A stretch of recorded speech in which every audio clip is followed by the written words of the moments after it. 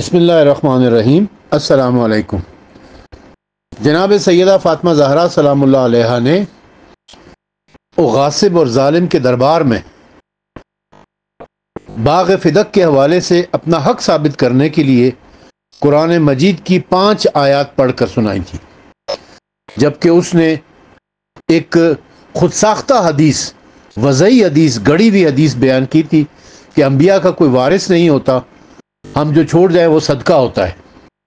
اس حدیث کے جواب میں رسول اکرم صلی اللہ علیہ وسلم کی اکلوتی اور چہیتی بیٹی سیدہ فاطمہ زہرا سلام اللہ علیہا نے 5 قرآن مجید کی آیات سنائی تھی، جن میں سے 2 آیات خالصتاً انبیاء کی وراثت کے حوالے سے ہیں۔ پہلی آیت یہ تھی جو سورہ نمل کی آیت نمبر 16 ہے، کہ جس میں اللہ تعالیٰ فرماتا ہے کہ اور سلیمان داؤد علیہ السلام کے وارث ہوئے۔ اس آیت کے اوپر کل ہم نے گفتگو کی اور ہم نے یہ ثابت کیا کہ جو وراثت سلیمان علیہ السلام کو داؤد علیہ السلام سے ملی ہے وہ نبوت یا علمی وراثت نہیں، بلکہ وہ مالی وراثت، ملک اور حکومت وغیرہ۔ دوسری آیت جو سیدہ فاطمہ زہرا سلام اللہ علیہا نے بیان کی وہ سورہ مریم کی آیت نمبر 6 ہے، سورہ مریم کی آیت نمبر 6، جس میں اللہ تعالیٰ فرماتا ہے کہ حضرت زکریا علیہ السلام نے اللہ تعالیٰ سے دعا کی ہے، مناجات کی ہے، کہا کہ مجھے اپنی بارگاہ سے ایک وارث عطا کر جو میرا بھی وارث ہو اور آل یعقوب کا بھی ورثہ پائے۔ تو حضرت یحییٰ علیہ السلام کے بارے میں اللہ تعالیٰ نے حضرت زکریا علیہ السلام کی اس دعا کو قبول کیا اور حضرت زکریا کے ہاں حضرت یحییٰ علیہ السلام کی ولادت ہوئی۔ اب وہ کیا وراثت تھی جس کے بارے میں حضرت زکریا علیہ السلام نے دعا کی تھی؟ جناب سیدہ فاطمہ زہرا سلام اللہ علیہا کا ان آیات کو استدلال کے طور پر، دلیل کے طور پر پیش کرنا اپنے موقف کو ثابت کرنے کے لیے یہ کافی ہے کہ جناب سیدہ کا موقف صحیح اور حق پر تھا، لیکن فی زمانہ کچھ ایسے ناسبی اور خارجی وہابی ٹولے کے لوگ پیدا ہو گئے ہیں کہ جو اپنے غاصب اور ظالم بزرگوں کو بچانے کے لیے غلط اور جھوٹی تعویلیں کرتے پھرتے ہیں۔ جیسا کہ کل کے وائس نوٹ میں نے بتایا کہ ایک مولوی نے سورہ نمل کی آیت نمبر 16 کی غلط تعویل کی اور اس کا ہم نے دندان شکن جواب دیا۔ آج ہم اس آیت کے اوپر یعنی سورہ مریم کی آیت نمبر 6 کے اوپر تھوڑی سی گفتگو کرتے ہیں۔ پہلے اس آیت کا کانٹیکسٹ دیکھ لیں۔ آیت نمبر 1 سے لے کر آیت نمبر 7 تک پورا کا پورا میں آپ کو پڑھ کے سناتا ہوں تاکہ آپ کو سمجھ آ جائے کہ کس سیاق و سباق میں یہ بات کی گئی ہے۔ بسم اللہ الرحمن الرحیم۔ کہیاس، یہ تیرے پروردگار کا اپنے بندے زکریا پر رحمت کرنے کا بیان ہے، جبکہ اس نے اپنے پروردگار کو دبی آواز سے پکارا، کہنے لگا اے میرے پروردگار، یقیناً میری ہڈیاں کمزور ہو گئی ہیں اور بڑھاپے سے سر سفید ہو گیا ہے، اور اے میرے پروردگار میں تجھ سے دعا کر کے کبھی محروم نہیں رہا، اور یقیناً میں اپنے پیچھے اپنے وارثوں سے ڈرتا ہوں، اور یقیناً میں اپنے پیچھے اپنے وارثوں سے ڈرتا ہوں۔ وَإِنْ خِفْتُ الْمَوَالِي، وَإِنْ خِفْتُ مجھے ڈر ہے، خوف ہے، الموالی سے، الموالی۔ اب اس لفظ کے اوپر ہم آگے چل کے بات کریں گے کہ یہ موالی سے کیا مراد ہے۔ اور میری عورت بانجھ ہے، پس مجھے اپنی درگاہ سے ایک وارث عطا کر، پس مجھے اپنی درگاہ سے ایک وارث عطا کر جو میرا وارث ہو اور آل یعقوب سے بھی ورثہ پائے، اور اے میرے پروردگار اسے پسندیدہ قرار دے۔ جواب ملا اے زکریا، یقیناً ہم تجھے ایک لڑکے کی خوشخبری دیتے ہیں جس کا نام یحییٰ ہوگا، ہم نے اس سے پہلے کسی کو اس کا ہم نام نہیں بنایا۔ اس نے کہا اے میرے پروردگار، میرے لڑکا کہاں سے ہوگا حالانکہ میری عورت بانجھ ہے اور یقیناً میں بڑھاپے کی انتہا کو پہنچ گیا ہوں۔ جبرائیل علیہ السلام نے اللہ کا پیغام دیتے ہوئے کہا اسی طرح ہوگا، تمہارے پروردگار نے یہ طے کر لیا ہے۔ یہ وہ آیات ہیں جس میں حضرت زکریا علیہ السلام نے دعا کی کہ پروردگار تو مجھے وارث عطا کر جو میرا بھی وارث ہو اور آل یعقوب کا بھی وارث ہو. اس میں جو لفظ آیا نا الموالی، مجھے ڈر ہے، مجھے خوف ہے کہ الموالی میرے وارث نہ بن جائے. اس الموالی لفظ کی تفسیر امام ابو عبداللہ محمد بن احمد بن ابو بکر قرطبی نے، جو اہل سنت کے بہت بڑے عالم ہیں، تفسیر قرطبی کے مصنف ہیں. یہ تفسیر قرطبی ضیاء القرآن پبلیکیشن سے شائع ہوئی ہے اور اس کی جلد نمبر 6 صفحہ نمبر 76 کے اوپر یہ لفظ الموالی مسئلہ نمبر 1 کے عنوان سے اسی آیت کی تفسیر میں وہ لکھ رہے ہیں وَإِنْ خِفْتُ الموالی، الموالی سے یہاں مراد قریبی رشتہ دار ہیں. الموالی سے یہاں مراد قریبی رشتہ دار ہیں اور چچا کے بیٹے اور وہ اسباط ہیں جو نسب میں ان سے ملتے تھے. عرب چچا کے بیٹوں کو بھی الموالی کہتے ہیں، جیسا کہ شاعر نے کہا ہے. پھر آپ نے ایک شعر بیان کیا. مزید وہ لکھتے ہیں کہ حضرت ابن عباس، مجاہد اور قتادہ نے کہا کہ حضرت زکریا علیہ السلام کو اندیشہ ہوا کہ قریبی رشتہ دار وارث بنیں گے اور باپ اور بیٹے کے علاوہ وہ لوگ وارث بنیں گے. ایک جماعت نے کہا کہ آپ کے رشتہ دار دین کے لیے سستی کرنے والے تھے تو آپ کو اپنی موت سے دین کے ضائع ہونے کا خوف ہوا، بس آپ نے ایسا ولی طلب کیا جو ان کے بعد دین کو قائم رکھے. اچھا، یہ تو ان کی رائے ہے، لیکن الموالی کا جو ہم ترجمہ آپ کو بتا رہے ہیں کہ الموالی سے مراد کون ہے؟ وہ قریبی رشتہ دار ہیں، چچا زاد، کزنز. یعنی حضرت زکریا علیہ السلام کو اس بات کا خوف تھا کہ میرے بعد الموالی جو ہیں، یعنی میرے رشتہ دار جو ہیں، میرے کزنز جو ہیں، وہ میرے وارث بن جائیں گے. اب وہ کزنز جو ہیں وہ کس چیز میں وارث بنیں گے؟ یہ تو عقل خود سوچ سکتی ہے کہ انسان خود سوچ سکتا ہے کہ وہ نبوت کے وارث تو نہیں بن سکتے تھے، وہ علم کے وارث تو نہیں بن سکتے تھے. نبوت کوئی وراثت میں تو نہیں چلتی. کوئی ضروری تو نہیں کہ باپ نبی ہو تو بیٹا بھی نبی ہوگا. کوئی ضرورت تو نہیں کہ باپ نبی ہو تو بھائی یا بھائی کے بچے بھی نبی ہوں گے. نہ ہی علم ایسا بھی ہوتا ہے کہ باپ عالم ہے بیٹا جاہل ہے، جیسا کہ حضرت نوح علیہ السلام کا واقعہ ہمارے سامنے. یہی علامہ قرطبی اسی تفسیر قرطبی کی جلد نمبر 6 صفحہ نمبر 79 کے اوپر مسئلہ نمبر 2 کے عنوان سے لکھتے ہیں. نحاس نے کہا ہے کہ میرے وارث اور آل یعقوب کے وارث ہو کہ معنی کے متعلق علماء کے 3 جواب ہیں. بعض علماء نے فرمایا اس سے مراد نبوت کی وراثت ہے، بعض نے فرمایا حکمت کی وراثت ہے، بعض نے فرمایا مال کی وراثت ہے.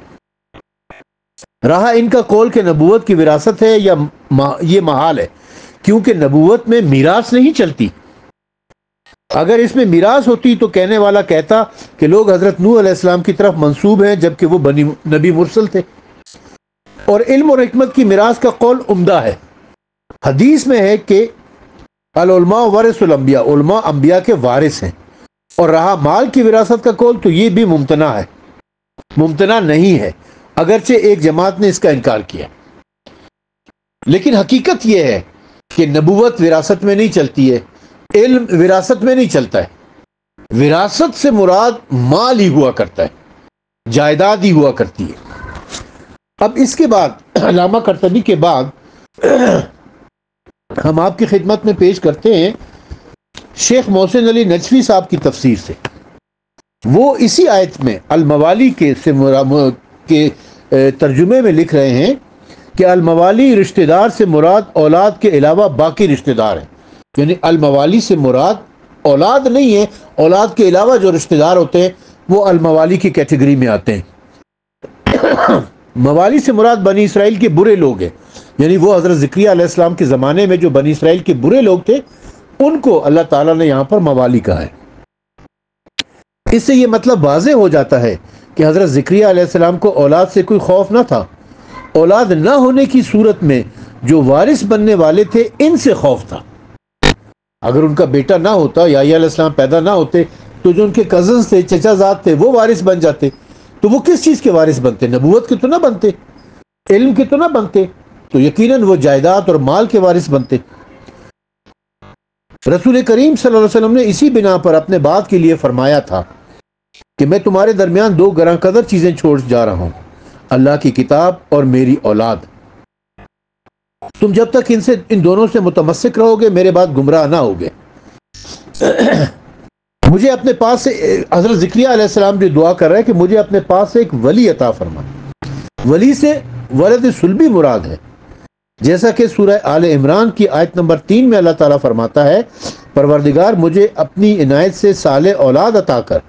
یہاں ذریت کی جگہ پر ولی کا لفظ آ گیا ہے، لہذا ولی سے مراد صلبی اولاد ہے. حضرت زکریا علیہ السلام کی استدعا کا خلاصہ یہ ہے کہ وہ ایک ایسے فرزند کے لیے دعا کر رہے ہیں جس کے نہ ہونے کی صورت میں غیر فرزند وارث بننے والے تھے. دوسرا اہم نقطہ یہ ہے کہ حضرت زکریا علیہ السلام اپنی اولاد کے علاوہ دوسروں کے وارث ہونے پر رضامند نہ تھے، بلکہ ان کے وارث بننے کا خوف لاحق تھا. اس سے یہ بات سامنے آتی ہے کہ یہ مسئلہ نبوت کی وراثت کا نہ تھا، ورنہ نبوت کے کسی نااہل کے پاس جانے کا خوف نہیں ہوتا. علم اور نہ تقوی کے غیر اہل کے پاس جانے کا خوف ہوتا ہے. لہذا حضرت زکریا علیہ السلام نے اپنے لیے اولاد کی دعا اس لیے کی تاکہ وہ اس گھر کے وارث بن جائیں. اس میں مالی وراثت بھی شامل ہے، اور حقیقتاً وراثت مال ہی ذہن میں آتی ہے. وراثت سے لفظ مال ہی ذہن میں آتا ہے.